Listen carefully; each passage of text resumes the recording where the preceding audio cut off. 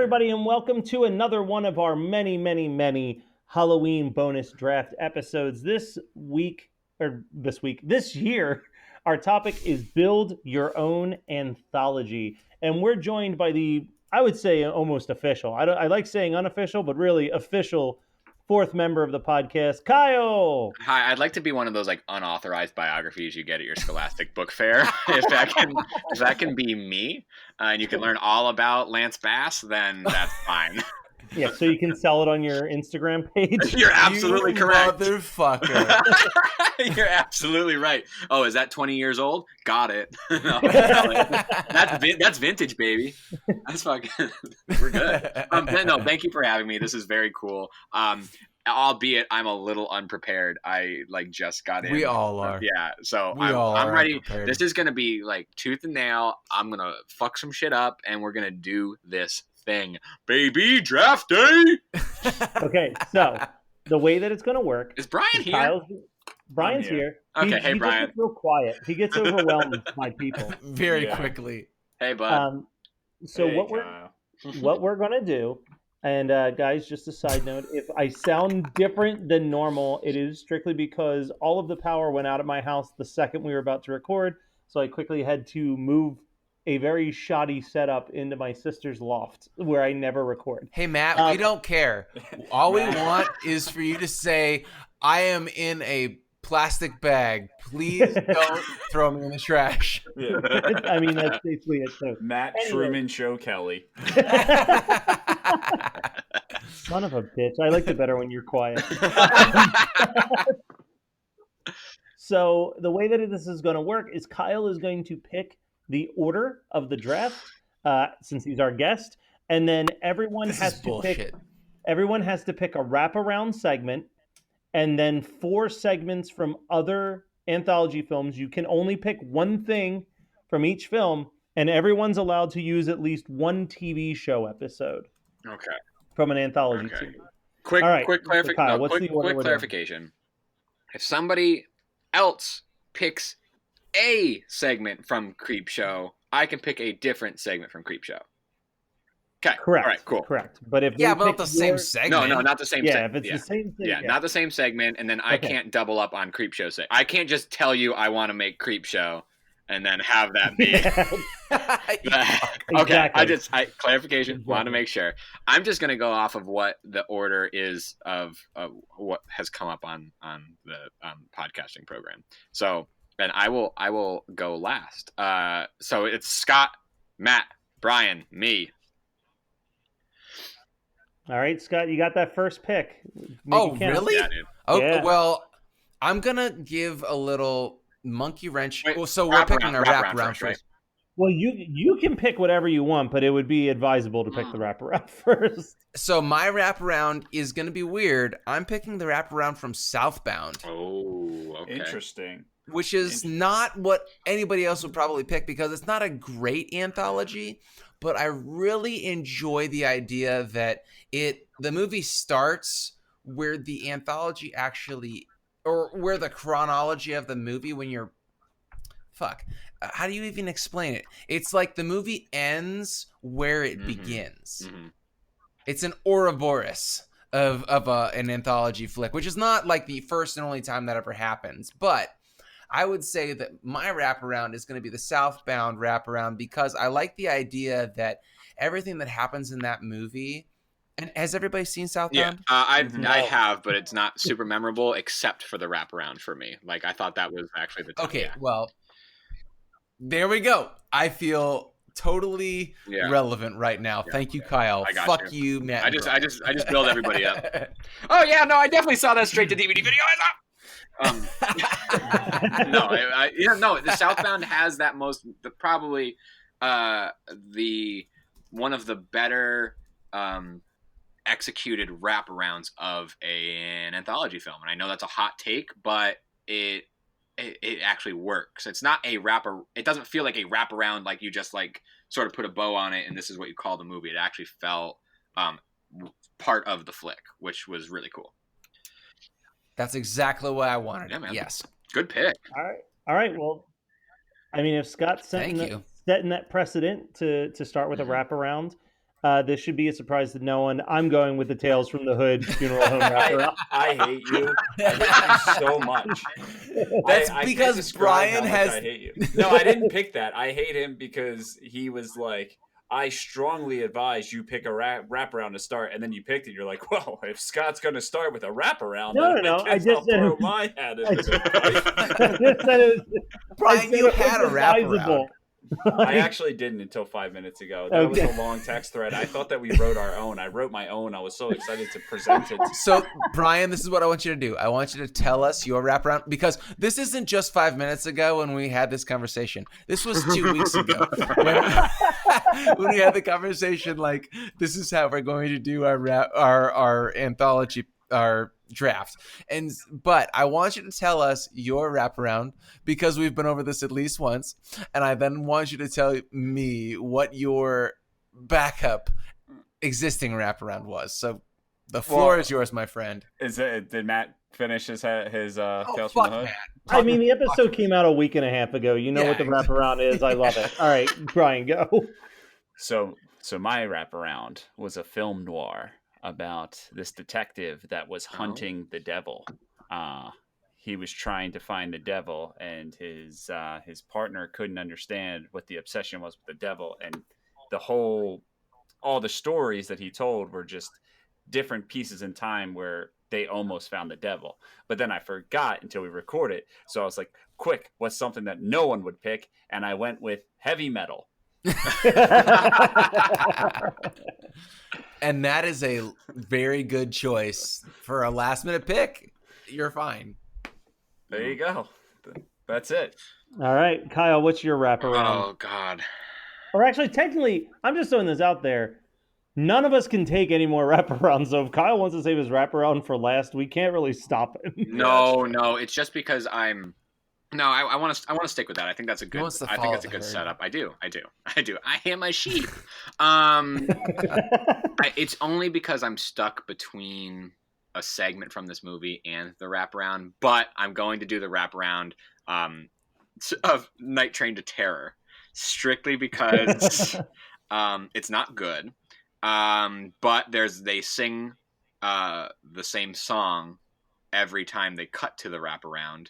It's, if anybody's not familiar with Night Train to Terror, it is a. I've never seen it. Oh, you son of a bitch! It's definitely worth seeking out. Vinegar Syndrome has put out a really good Blu-ray of it. Night Train to Terror, the wraparound is that God and the devil are on a train, and they're picking which souls they're going to take from each three segments that they've done. However, also on the train is a group of 80s kids all singing and choreographed to a song, the same song that plays damn near in full every time they come back to the wraparound. It'll get stuck in your head, it'll shock you, it'll disgust you, and it'll entertain. And Night Train to Terror is my wraparound.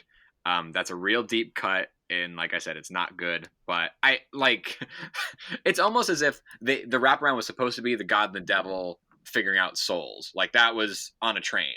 But then they're like, yeah, but we need to make it fun. And then they added a song and dancers, and it's so crazy. It's so crazy. Would you consider that a musical? Oh my God. Close. It's bizarre. But that's it's a musical where they only sing the same song over and over and over again. Yeah, that's my wraparound. Nobody's gonna want to see my anthology, but I want to watch it again and again. So that's mine. All right, Scott, we're back to you. So I'm picking my first of the actual segments, right? Mm-hmm. I mean, we're just doing segments at this point. They don't have to be in any specific order. Well, I'm going to pick this because of the list that I made, it's my favorite. Well, it's 50-50. The next one I pick, which no one is going to pick, I mean, if you do, I'm going to find you and slit your throat. But no one else is going to pick this one, I don't think. And so then in any save case, it. Think logically. Don't be Brian picking House of Corpses over Trick or Treat. I'm picking. I have everything set up in my list as I need to pick these now before anybody else does. So, okay. VHS 2 Safe Haven. Fucker! Fuck you! Fuck you! Fuck you! Fuck you! I'm sorry. Are you serious? Yeah, no. That was top of my list. So, dude, it is so good. No, that's a great pick. So good. Great pick. I'm so glad that someone else wanted it and that I got it. Hey, can I switch the order in which we picked, and can we take Scott's off the table? Is this allowed? No, that shit's great. That shit is great, dude. I don't like any of the VHS movies, but I absolutely adore Safe Haven. Yeah. Now, for anybody that doesn't know what which one Safe Haven is, which obviously Kyle knows, but the Safe Haven bit in VHS 2 is the one where they go to the is it Thailand? It's a country of similar origin. I'm pretty sure it's Thailand. In any case, they go to an Eastern island country, and they go to this guy's cult, and he's like, "The day is today," and it's the one, and the videographer's, the documentarian's pregnant girlfriend or whatever gives birth to this goat human, and at the very end, which is the dumbest shit, it goes papa. But up the 10 minutes before that are just so good because you get cult shit, you get the best shit that you didn't see in The Void, and then you get some zombies too, some reanimated corpses come around, you get some crazy self-mutilation, some real genuine scares I feel like come from that too. It's very disturbing. Yeah, absolutely. It's not, with the problem with like found footage stuff, as we all know, is that like the scares always feel really cheap. This one doesn't feel like those scares are cheap. They feel like there's like a logical build up to it, and then the reveal is actually like what causes some fear to it. It's really it's something else. Like it as on its own, as like a short film or whatever, it's crazy. It's really good. Yeah, I would argue it's probably the best segment in any VHS movie. Without hands down. Like I think there might be some that I enjoy a little bit more. That's the best made one all around. I think the I Like You from VHS 1 is a close second, but I think it's so overdone. Yes. Or not overdone, but over-discussed. Hey, somebody might have that on their list. Yeah, you, because you're a fucking loser. But anyway, so on to my list. So my segment, it's funny because I just yelled at Scott about this, but I actually am looking at my list and it's mostly deep cuts, except for one that I'm expecting someone else to take anyway. So I'm going to go with the segment that probably frightened me the most genuinely. And it's from a not great anthology film that I watched a lot as a kid called Campfire Tales. And it's it's the segment People Can Lick Too. Absolute best urban legend of all time. Megan and I have agreed on this. We've discussed multiple times on the show. It is so good. I've never seen Campfire Tales. I'm very intrigued. You don't even need to see Campfire Tales to know what People Can Lick Too is about. Matt, take it away, buddy. So it's done. So the movie came out in 1996, and that's really important because they used the segment as a dangers of talking to strangers on the internet story. And it's this girl's talking to her internet friend about how she has to stay home. What year did you say it came out? Just hang out. 96. Okay. So she's in a chat room. She's like, "Oh, my parents are going out. This sucks." And she's talking to this friend, but every time it cuts to the friend's house, it's just like this dude sitting in like a chair in like it almost looks like a bomb shelter. Like there's nothing anywhere. It's just really creepy and disturbing. And she's hanging out with her dog and she's playing with the dog. And all of a sudden, all this weird stuff starts happening at the house. And she goes and hides, and the dog's licking her hand. And she says, stop licking my hand. And then she realizes nothing bad's happening. So they start walking around the house some more. But then more creepy stuff happens. So she runs upstairs again. And this time the dog starts licking her hand. And she's like, stop licking my hand. And then she looks in the mirror, and there's blood all over the mirror that says People Can Lick Too. And underneath the bed is the creepy dude just licking her hand. Oh, shit. Yo. So here's the thing. I made sure if I had a bunch of stuff picked, because if I get the Tales from the Hood wraparound, I'm trying to make sure that all of my segments theoretically could end with someone in a funeral. You need to calm Yeah. the fuck down because no one else cares that much. Ooh, Okay? I do. That's how I end Your this. boy might have tried to start out with a cult themed, and Scott, you might have pulled the rug out from under me, bud. So, But yeah, so that's People Can Lick Too. Let's bounce it over to Brian, see what he's got going on. The Segment ghost host. Yeah, I'm gonna do mine in order because I'm fairly certain that none of mine will be picked. I actually intentionally did it so none of mine would be picked. So, like I said, Wait, Brian, did you just pick everything from the House that Dripped Blood? I did, and then Matt said one movie each. And I was like, but keep in mind my original storyline, my original wraparound story. So the first Heavy metal. Okay. the noir film of Looking for the Devil. So I was envisioning him saying, it all started, we had him, and then it goes into a Twilight Zone episode, my favorite Twilight Zone episode, The Howling Man, which is about this guy who takes shelter at like this monk church type deal.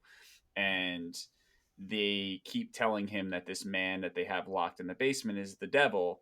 And the man is like this poor, like starving man. And it's like a constant battle with the guys, with the men, like, should I let this guy go? Like, blah, blah, blah. Long story short, he lets him go.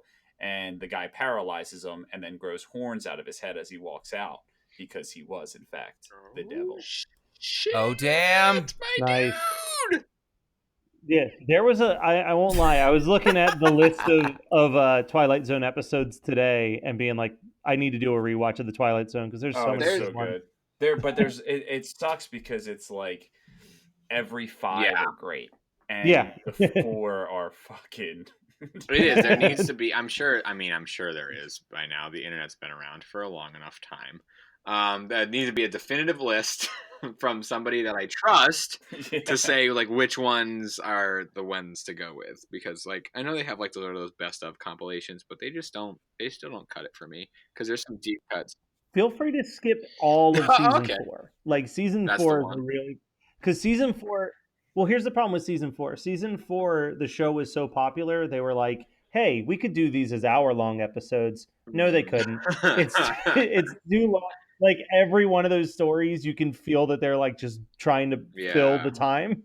Oh, so, good question about what that noise was. So, what brings you in town this week? Yeah, it's like that is literally what some of the episodes in season 4 feel like. You're just like, get to the scary part. Unreal. Good pick, Brian. I was hoping someone would do a Twilight Zone episode. All right, Kyle. So what do you got? Because God and the devil are not choosing which cult is good and bad anymore. Thanks, Scott. I'm gonna go ahead. No, I'm gonna go ahead with something that's similar tonally to Night Train to Terror, in my opinion, or I think that would flow tonally to Night Train to Terror, which would be The Raft from Creepshow 2. Nice. That was on the long list. Yeah, that was the one that I long list too. But as Brian was like, I'm gonna try and keep it like relevant to my wraparound. I'm like, oh, good call. So Brian, you're actually smart today. Man. So I think What the hell? I said something about mining. You're like, no one put that much thought into this, Matt. Because you showed up with a binder. And you're like, all right, I have 170 stories to choose from with 40 wraparounds. And no, I had 4 wraparounds and like holy fucking shit. And 16 options. Matt. I plan it. Listen, the way I do these, it's the same thing I did with Halloween, is I plan it so that if somehow everyone takes every available thing that I want, I still have 5 remaining. So Matt, physically impossible. Listen, Matt, I expect you to go above and beyond. I don't expect Matt to even go, or Brian to even go, above. So when he I have a tough time getting there. Yeah, exactly. Like Brian has a problem even getting hard, much less finishing. So when he Yeah, guys, just wait for tomorrow's episode where Brian failed to watch the episode even with an extra week Oh my god! to listen, watch the movie. I'm giving Brian what he needs to complete today. So Brian, you're doing a great job. You are my support. I am your support. We are supporting each other like a pair of underpants. So I'm here for you. You're here for me. I think that you did a great job today. Thank All right, you, beautiful. Scott. All right, so The Raft, Kyle, tell us about this. What did I say? Oh, The Raft. So Creepshow 2 is it's not superior to Creepshow. However, it is not. Yeah, it is. No, it was a lot. So actually, there are a group of people who would say it's superior to Creepshow. I think that when I think of Creepshow, when I think of the segments that stuck with me most, two of them are from Creepshow 2. And The Raft is one of them. I think that like Fright Rags put out a fucking Raft shirt before they did anything Creepshow. Oh, that's not true. They put out a Father's Day shirt. Like Creepshow 2 has sort of been in my wheelhouse of horror movie knowledge for a while. And The Raft, I think, feels, even though it doesn't have like the comic booky lighting or even necessarily it doesn't have like the comic booky sort of like niche or gimmick to it. I still think that it is a short film that is shot like a comic book. The same way that like The Crow is a comic book movie without being so like, you know, pops of color and like weird. It's like it's still shot as if everything is like frame by frame taken out of a panel by panel comic book. I feel like The Raft has that.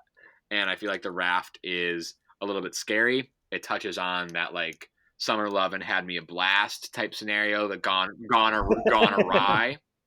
And I feel like it ties into my wraparound a little bit where it's like 80s kids like being a little reckless, disregarding the sign not to go in the one fucking lake that like there is near them. Like, you know, it's like all of this sort of disregard for simple, like don't go in there things, you know what I mean, turns into like a deadly thing. And the fact that like there are kids still trying to be kids and summary and like, I mean, he's trying to touch a boob even though two of his friends died. Like, there's this weird, like...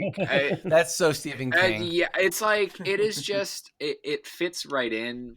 It fits into the mold that it's supposed to without forcing itself into that mold. It actually just fits perfectly. Much like the fucking creature in the lake. Like, it just fits the way it needs to without forcing itself through anything. I think The Raft is like a really... really fun, kind of scary first segment. Well, first segment for me, it's the second segment in Creepshow 2, but, you know. All right, so bouncing back over to Scott, what's your next segment? I'm going to keep it short and sweet. I am going with my entire wraparound and everything from the segments are going to be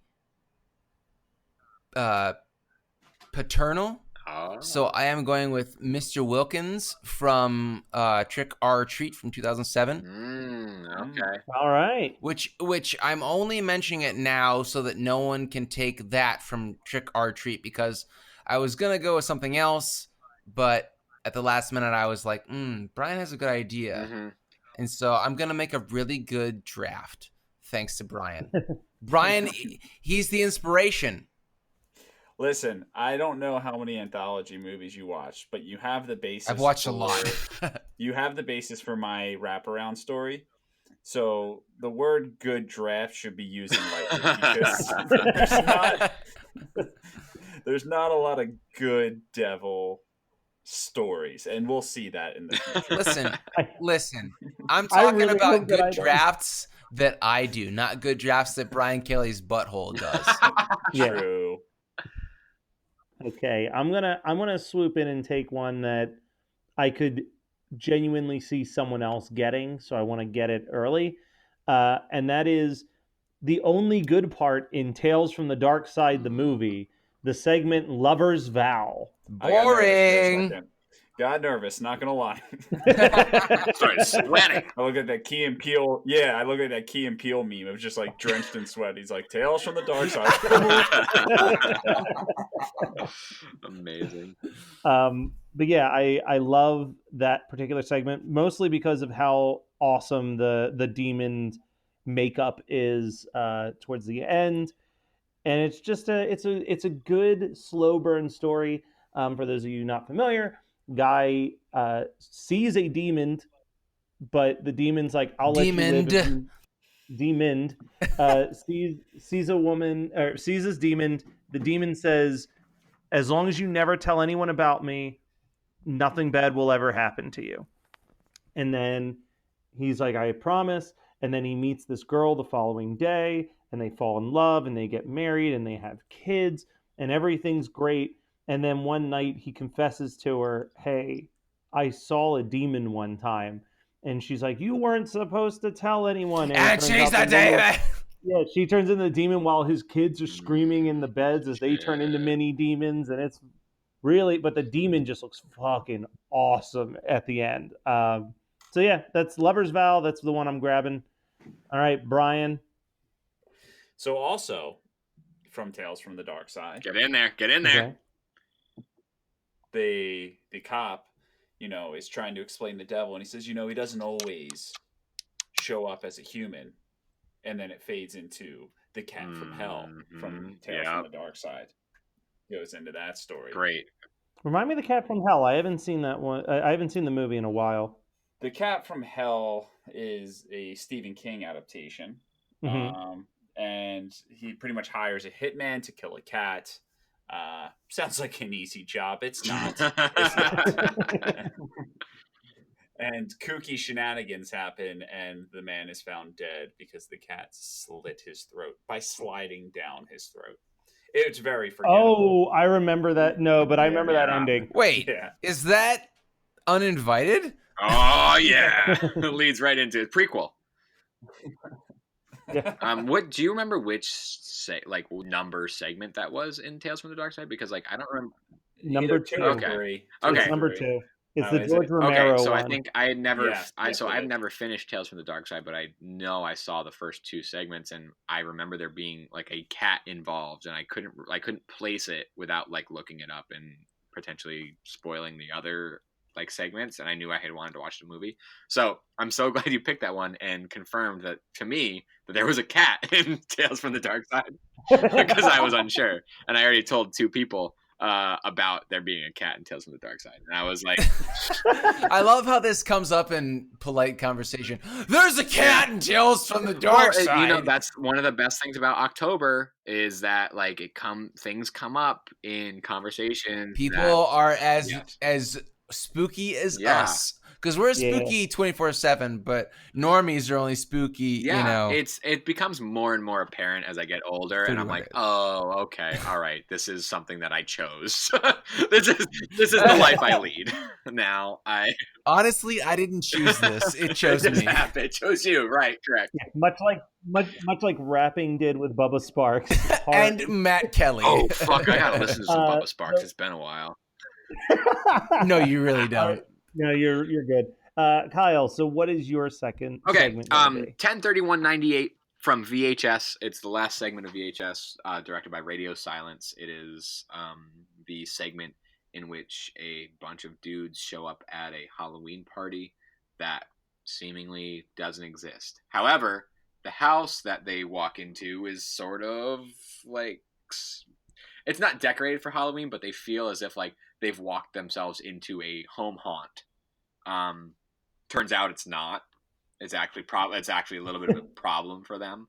But I think that there are, as we've already talked about with the VHS series, Safe Haven is above and beyond one of the best segments in VHS, and also just apart. I just think it's a really, really excellent segment.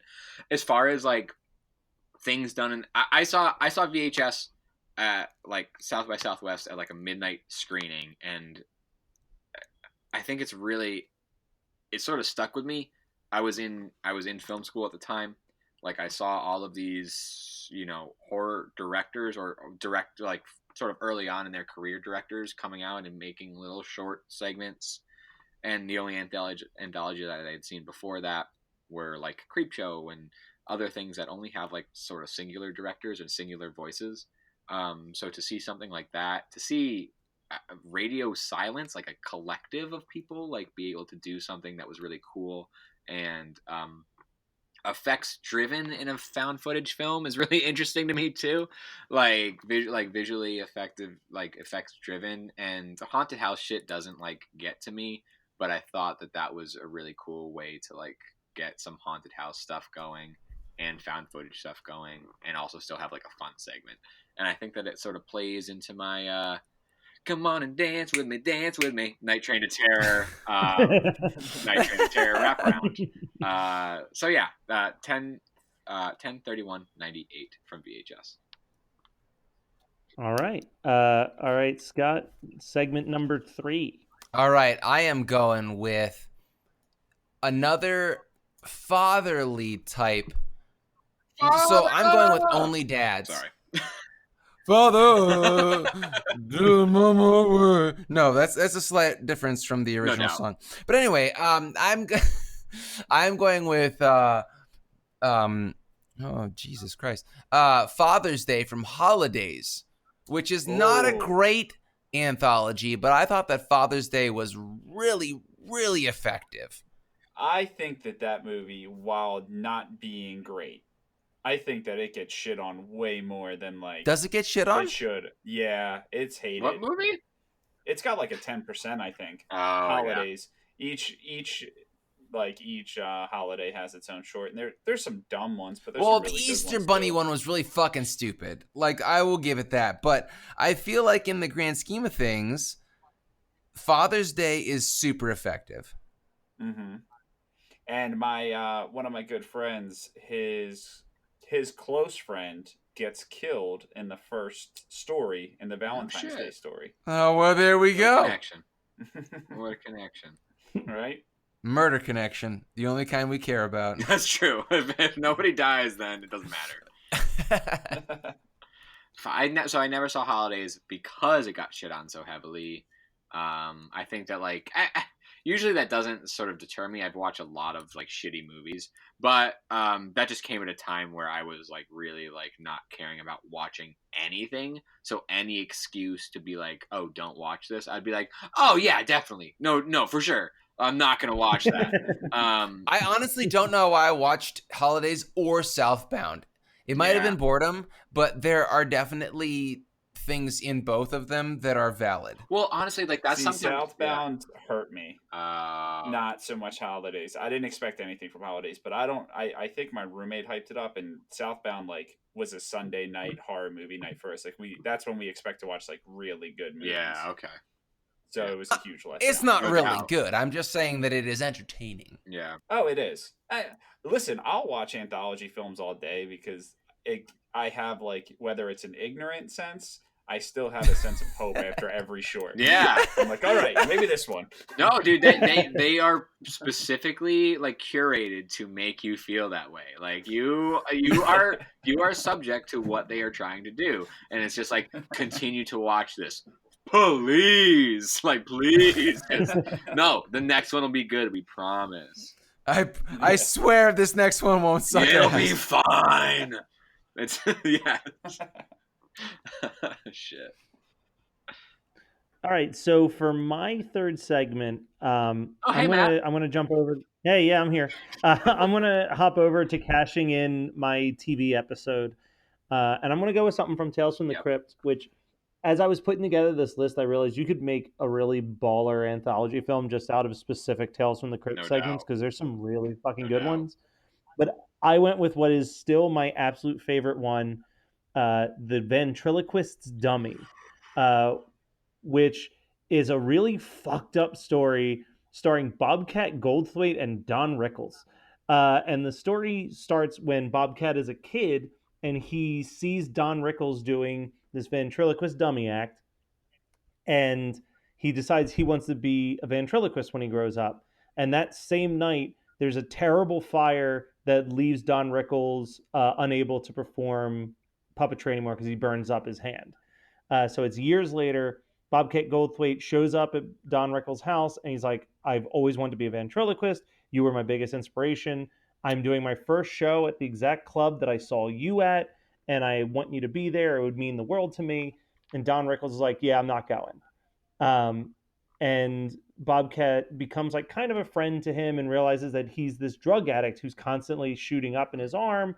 And what's revealed is he sees the old dummy box and he's like, oh, let's bust out the dummy for old times. And Don Rickles is like, no, don't touch that. And he takes down the box and finds that the dummy doesn't have a head. It just has a mask of a puppet face. And that's when Don Rickles reveals, oh, the whole time his hand's been wrapped up from being burnt. He unravels the gauze on his hand and reveals that his hand is actually where his supposed to be Siamese twin brother is. Oh God! And it's just a face. It's just a face with two little hands. And that face with hands killed a girl and then set the club on fire all those years ago to cover his tracks. But then Don Rickles cuts off his hand to try to kill the brother, but instead it just causes him to bleed to death. And then Bob Goldthwait's about to kill the like arm with a face, and it's like, listen, you're not good at doing ventriloquism, dummies, but let's team up. Don't kill me. Let's just team up. You can hold on to me and use the old dummy. And Bobcat's like, all right, that sounds like a plan. So it's his first show, and all of a sudden Bobcat starts screaming, and when he throws off the dummy, the arm has forced itself through the middle of Bobcat's hand, so his hand is split in half with this new hand inside of it. Nope. No, thank you. So fucking gnarly. No, thank you. Yo, what season is this? That's from? season 2, dude. Season 2 is primo Tales from the Crypt season. Oh my god, I haven't watched fucking. And so we used to watch Tales from the Crypt all the time in college, and I just like, I mean, I was probably stoned and drunk all the time. It'd be nice to watch it. You're probably gonna still be stoned and drunk when you watch. Yeah. Oh, for sure. But at least I'll have a little bit like, oh, but like, no, Matt talked about this. So when I made up the list of like potential TV show episodes, I have 6 that I wrote down from Tales from the Crypt, and my dude, and 4 of them are from season 2. Like season 2 is insane how good it is. Yeah, it's been a really long time. I'll have to go back and watch. Matt Kelly, overachiever. All right, Brian. Oh, bless you. So I guess my next one. What would my next one be? My next one would be from Tales of Halloween, the night Billy raised hell. It was an interesting one. Wasn't the best, wasn't the worst of Tales from Halloween.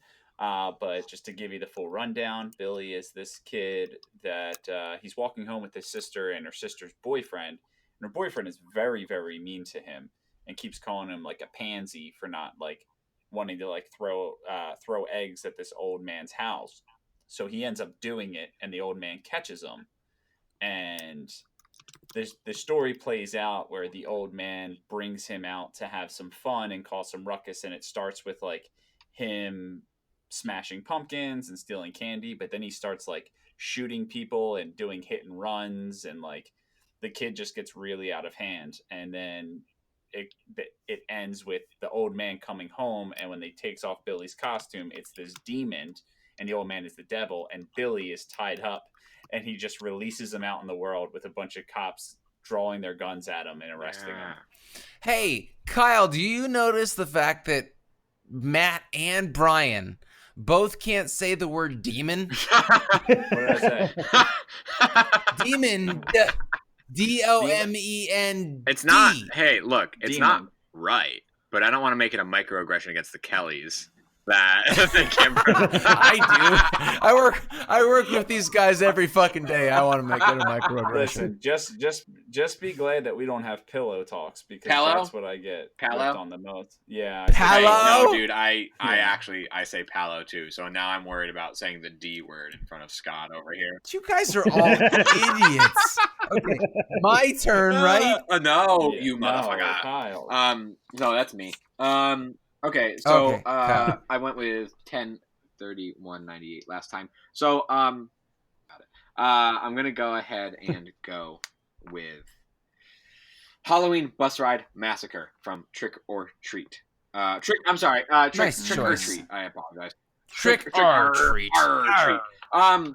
Just because that last one was Halloween, so I feel like I've sort of like worked my way out of that '80s wraparound that I needed to. I needed to connect the raft to 10/31/98, which has its own sort of like dated look to Halloween Bus Ride Massacre, which in my opinion is probably the best segment of Trick or Treat. Well, you're alone in Yeah, that, no, but that's that's fine. okay. That's fine. I think it at least grasps a lot of the visual imagery of Trick or Treat to me. Even though Sam Sure. is like predominantly a part of, was it your segment that you had mentioned?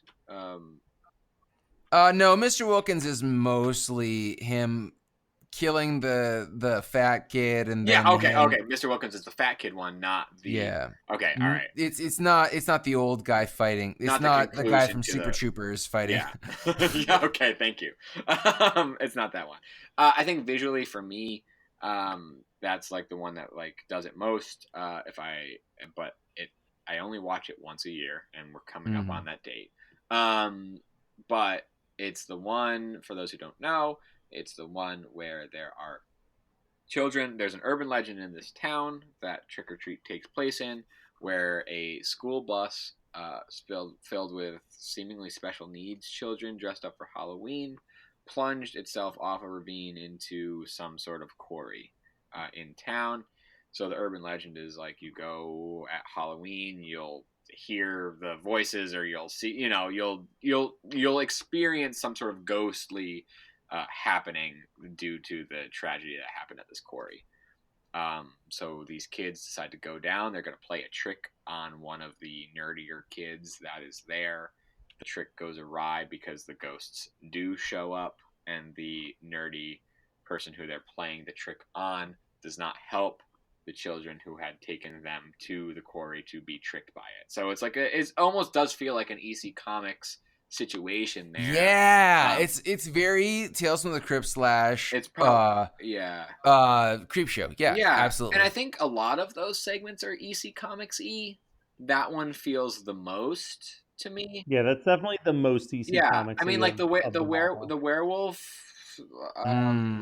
Which I'm not going to discuss. I'm not picking it if anybody else wants it. Okay. I guess you're right. I shouldn't be talking. It's the most EC Comics of the segments to me.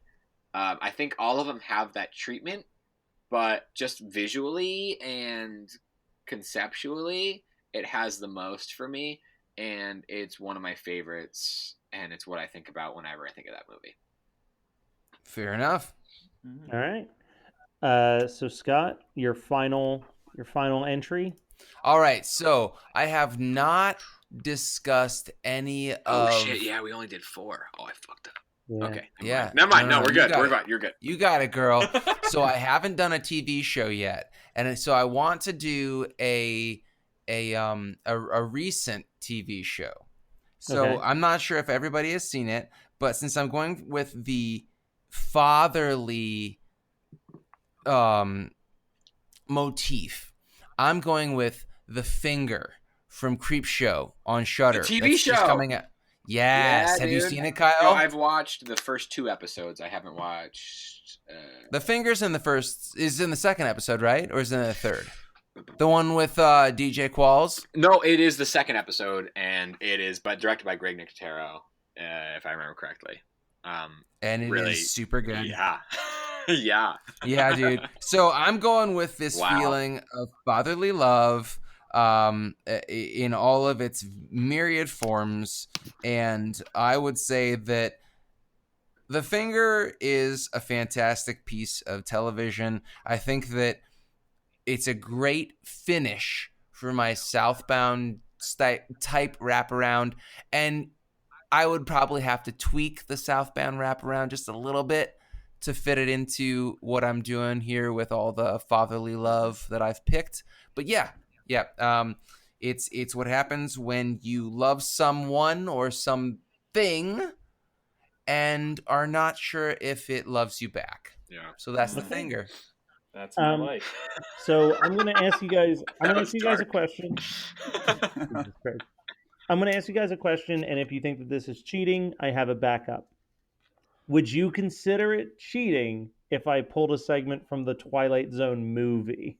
I No, wouldn't. why would I consider that because you cheating, picked Matt? from the. Because I already chose a TV show. It doesn't. No, one's a movie, one's a TV show. No, Who cares? Just wanted to make sure. You're good. Because while most of the segments in the Twilight Zone movie are just modern adaptations of classic Twilight Zone episodes, this one I picked because while it is an adaptation of an episode of the Twilight Zone, it is so much better than the original version of that story. I'm going with the segment "It's a Good Life" from the Twilight Zone movie, directed by Joe Dante.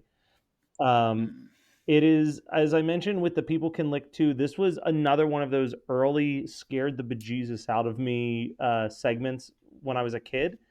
It's a Good Life is a pretty popular Twilight Zone story. It's been parodied on The Simpsons and a bunch of other stuff, but it's a boy who can control things with his mind. And in the Tales from the Twilight Zone episode, it's basically just a bunch of people are trapped in this house and they can't leave because the boy doesn't want them to leave. And at one point, he turns one of them into a Jack in the Box and sends it away. Which I showed Jade thinking it was from the movie. And I was like, this is so unsettling. And it was comical. Yeah.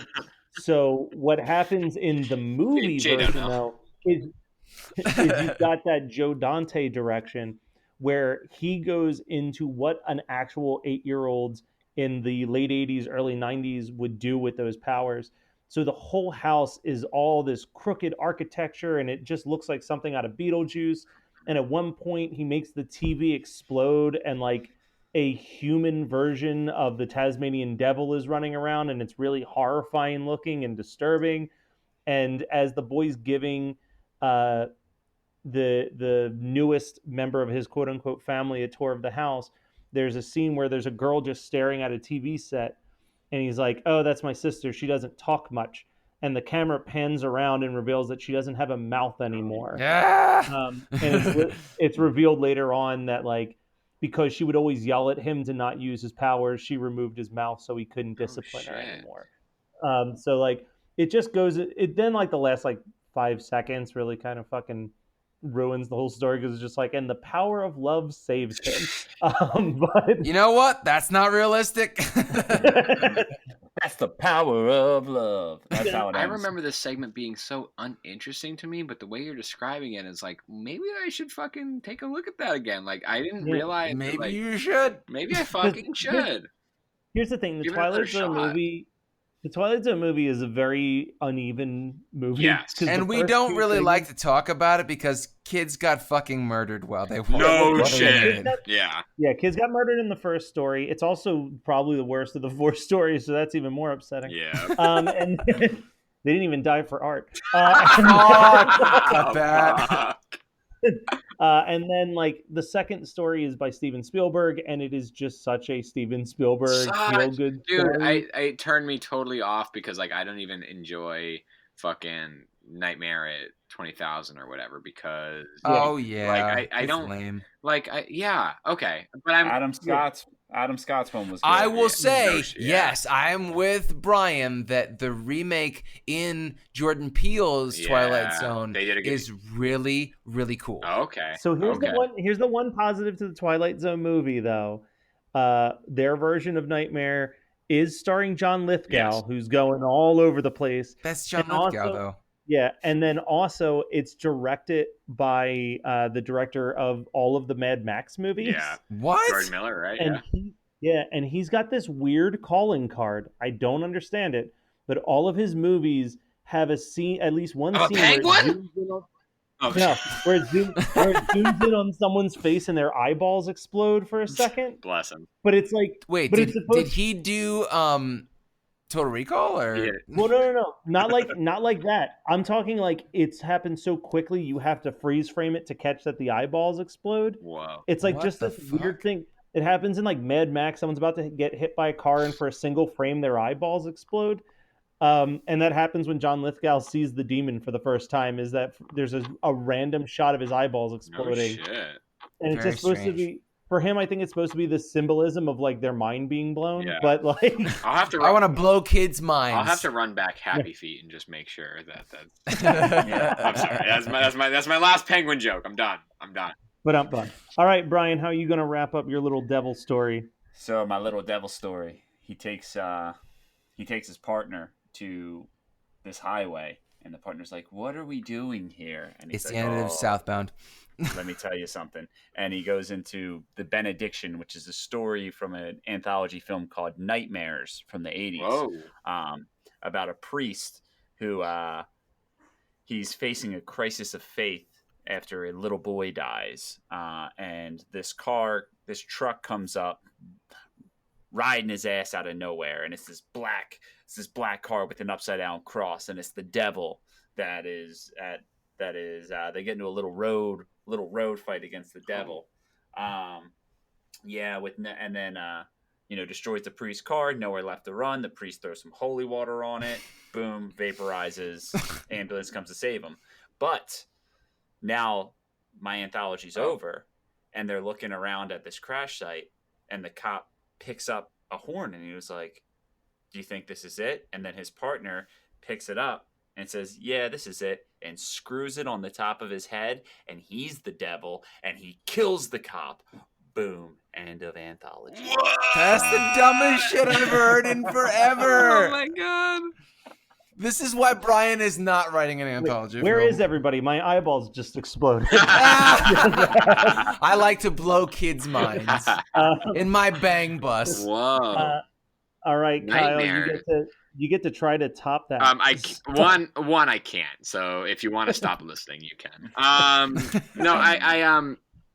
So I sort of did some like 80s sort of party vibes, like urban legend to the Halloween trick or treat sort of situation. I want to go back to those party vibes, even though this movie relies on the segments actually sticking together, because there is no necessarily wraparound, but there are 3 different stories directed by 3 different people. I consider it an anthology. I'm going to pick the middle segment of The Signal, called Jealousy Monster. And if nobody's seen The Signal, it is a movie where the idea is that a electronic signal goes out over. Would you consider that a? I mean, let me take it to jury. You're absolutely right. I don't want to go too far ahead. And I like that idea. It's lateral thinking, and I like it a lot. Let's take it to court real quick. I'm all about a wild peck. Okay, right on. Brian.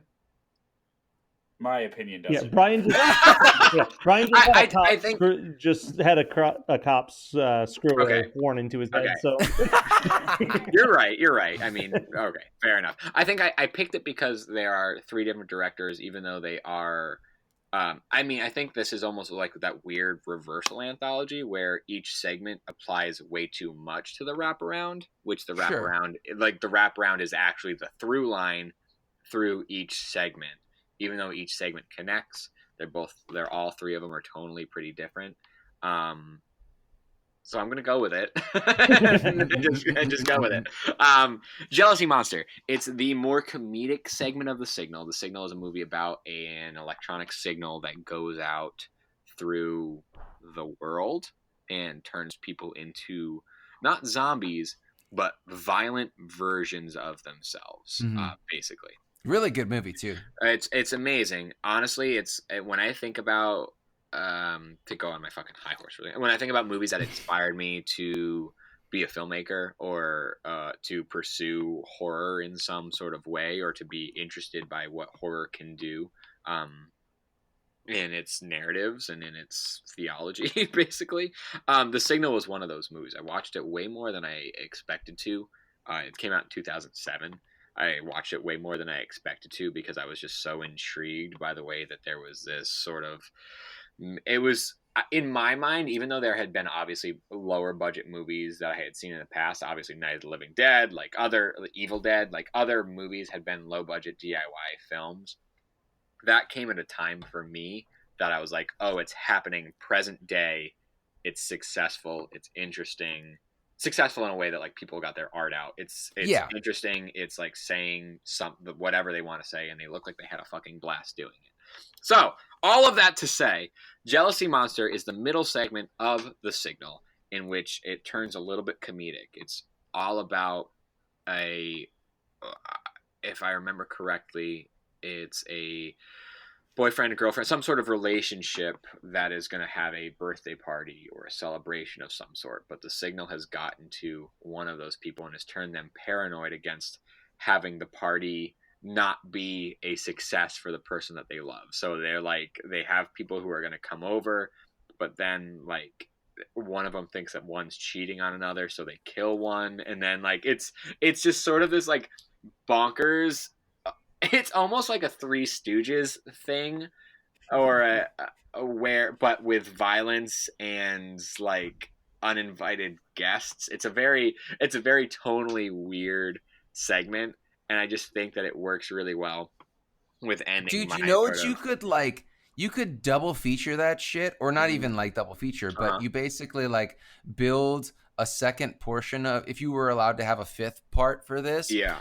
With that part in XX where the lady's having the birthday party and then her like husband's dead and she's trying to hide the dead body. That's an XX, right? Shit. So I've never seen XX, but I like whatever this is from. I mean, it's okay. It's a little slapstick. It's a little goofy. Yeah. I think that you might enjoy it. It's not done nearly as well as they did it in The Signal, but it's very stylistically simple. I just think that like it, when I watched The Signal, it derailed me so much, but not in like a way that it took me out of the movie. It made me, it actually brought me way further into the movie.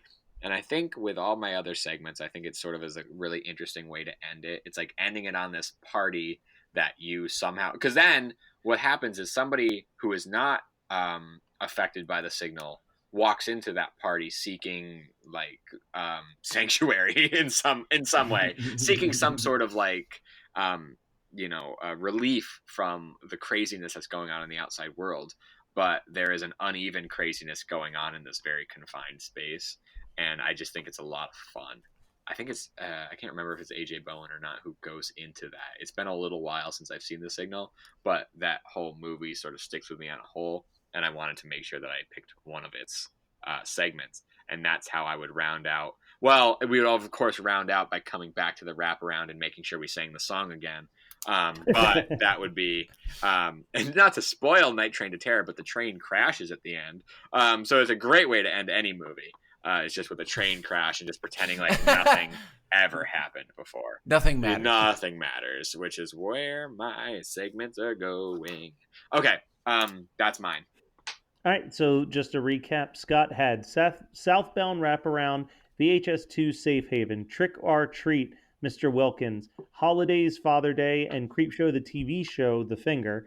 I had Tales from the Hood Wraparound with Campfire Tales, People Can Lick 2, Tales from the Dark Side, the movie, Lover's Vow, Tales from the Crypt episode, The Ventriloquist Dummy, and the Twilight Zone movie, It's a Good Life. Brian had the heavy metal wraparound, also his film noir wraparound. The Twilight Zone episode, The Howling Man, the segment from Tales from the Dark Side, the movie, The Cat from Hell, Tales from Halloween, The Night Billy Raised Hell, and the Nightmare segment, The Benediction. And finally, Kyle had his Night Train to Terror wraparound with the segments Creepshow 2, The Raft, VHS 10/31/98, Trick or Treat's Halloween Bus Ride Massacre, and The Signal's Jealousy Monster. Is there anything that you guys left on the table that you want to give a quick shout out? I was just gonna see if we could do like a 2 or 3 like runner up sort of situation, because I won't. Sure. Yeah. Well, I guess now I'm gonna say it because I was like, please. All right, Jordy Verrill from Creepshow. Everybody shits on Jordy Verrill from Creepshow. That's one of my absolute favorite segments of the Anthology ever. It doesn't really fit into it. But here's the thing. Here's the thing, buddy. Did nobody pick a proper Creepshow, by the way? Did nobody pick fucking one from... Something to Tide You Over was on my long list. Okay, all right. I love that segment too. But anyway. So here's the thing. Jordy Verrill is a sad representation of gray matter. Yes, correct. And they did gray matter in Creepshow, the TV Which is show. Also a sad representation of gray matter, in my humble opinion. No, listen, as a huge Stephen King short story Yep. fan and a guy that has waited his entire fucking adult life see Gray Matter. Gray Matter on Bless TV. you. Yep. I was You were? happy Okay. to see it. Okay. The only thing that didn't do it for me was the CGI. But you got to keep in mind that Creepshow is okay. So Shudder is owned by AMC. AMC, and AMC is hemorrhaging money on Yep. Shudder. I can only pay so much for Shudder, right? Like I'm doing my best through this show and through my own patronage to keep Shudder alive. And I will say that I think that Gray Matter did very well for what it was. Okay, right on. No, that's fair. Jordy Verrill just like I had seen Jordy Verrill before I had read Gray Matter or even considered it, even connected in any way. And I just think that it is. People always shit on it, saying it's probably the worst of the Creepshow segments. I really enjoy it. And the Creepshow show is doing pretty well. I haven't seen the third episode, but I like it so far. Blind Alleys from Tales from the Crypt, the movie. It's not a great piece, but I just think it's a really interesting concept. And then my one that was very, very close was also a ventriloquist dummy segment, but it is from Dead of Night from 1945. So I almost picked something from a different Dead of Night from 1977 called Bobby, which is a really unsettling story about a mom who wishes that her dead son was alive and then has to deal with the consequences of the zombie demon son from hell trying to murder her. From a recently released and not readily available Mortuary Tales, the final segment from that Babysitter Murders almost made my list because it was so fucking good. And Mortuary Tales? Yeah, I'll tell you about it off the air. Okay. I interviewed the director at a Fantastic Fest. Really cool movie. And the Twilight Zone, the Tales from the Crypt episode, Television Terror, which is basically a short version of WNUF Halloween special. Yes, dude. Starring Morton Downey Jr. as he goes to a haunted house for his TV show, only to find out that it maybe actually is super haunted. I love that episode. It's so good. Do you guys have anything else to throw in there, Brian or Scott? I just have something to throw out to Kyle real quick. Lay it on me. I want you to know that I want you on board with me when Devil's Night gets picked up by a major studio. And they say, I need you to make this. And I'm going to tell Matt and Scott, no, you can't be a part of this. No, because you got me first. You didn't believe in it. Yeah, absolutely. Yeah, I'm here for you. You didn't believe in the story, And when Roger Ebert is like, when that horn gets screwed in that cop's head, my jaw dropped. I'm going to say, told you guys. My jaw dropped, my thumbs went up. Did you say Roger Ebert's jaw dropped? Dude, come on. Oh my God. There's so many things wrong with that. Beyond the fact that he's dead, he also hasn't had a jaw for the last 10 years.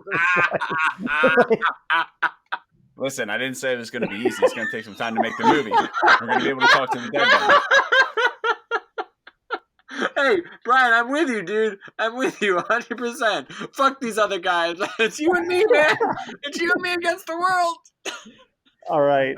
Is there anything else, Scott? No, I love you guys, and I am so appreciative of you having me on for this. This was a fucking blast. All right. Go check out Horror Finds on Instagram. Oh, yeah. Yeah, definitely. Help me, please. All right, guys. We'll be back with a new episode literally tomorrow. So happy Halloween, everybody. Woo! Boom.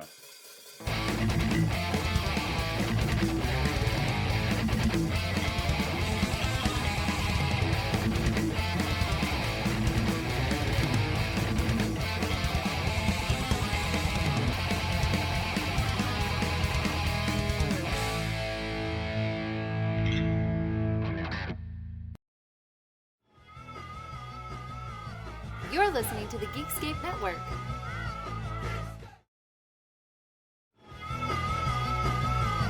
You're listening to the Geekscape Network.